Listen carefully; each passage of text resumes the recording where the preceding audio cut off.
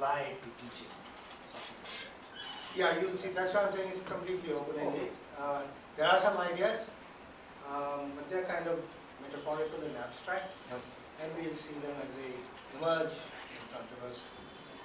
So that's what it is. Okay. Now the only other thing worth noting is that since, although I am speaking, but there is no actually chairperson for the meetings.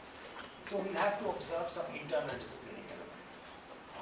This is very especially meant for you. So that, we can actually contribute to each other, to share something, rather than, compete or the usual kinds of, leg pulling that goes on in professional studies. I call it leg pulling, but you can't call it anything else.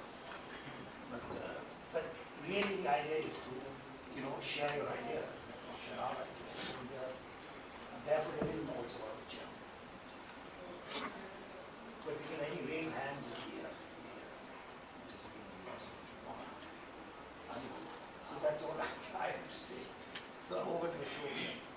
Okay, thank you, Ashish.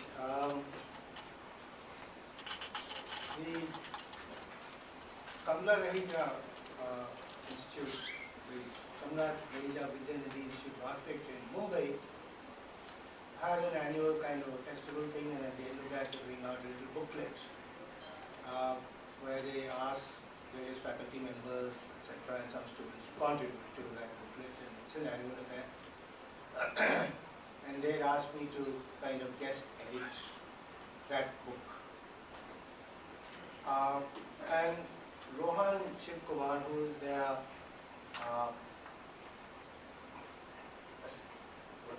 assistant director, kind of thought of a title for the theme of this festival and for the book. And he simply put these two phrases together, architecture of the object and the object of architecture. And you can see that they are kind of, it's a pairing which is a play on words, but it is also insightful, because what he is trying to draw attention from everybody is to the, often in architectural education and even in the practice of architecture, the divergence and the inability to integrate these two ideas. On the one hand, there is a fascination with the production of the object, which drives a lot of the architectural energy, skill, and imagination. And on the other hand, whoever the architect is located in a particular world, in society, and so on. So there is a purpose behind the rendering of that service in that environment. And so these two terms kind of were a trick for getting people to think about what architectural education can be, or even how you integrate various notions of architecture. So I wrote something based on that, and I'll try and read it out, and I hope it makes some sense. When Rohan Shivkumar proposed this pairing of phrases, he knew that this would be an elegant device for instigating a complexity of thought, and that it would surely exceed his expectations. And if you read this book, it bears this out. In a sense, this pairing of inverted statements is a semantic game. So let me play along and see where the game takes me. You can write this pair of phrases with different constructions. You can write it as architecture of the object and the object of architecture, implying that there is a syncretic relationship between the two, that you cannot see one without the other, they have to be seen together. You can read it as architecture of object or the object of architecture, implying then, suggesting that the first phrase can be substituted by the second and vice versa. That means one takes precedence and eliminates the other. And that's where a lot of the polarities in architectural practice and thought seem to lie. You can change the order of substitution to object of architecture or architecture object, implying that there is a competition between the two. You can also say that architecture of the object is as important as or equal to object of architecture. So you can test the phrases for their equality or balance or inequality. The two nouns, object and architecture, are forced into a causal relationship by the intervening preposition of. The identities are ambiguous and interchangeable. The object may be the concrete embodiment of an abstraction called architecture. On the other hand, the object could also be the abstract goal which conditions the concrete production of architecture.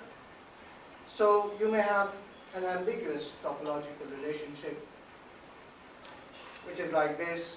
It's like a mathematical statement. The object is a numerator.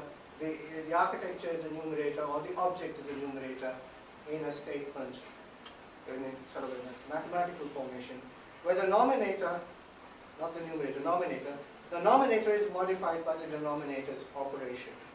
Well, one can go on from this from mathematical constructs to linguistic ones and etymological deconstructions, and so on, to even metaphorical play.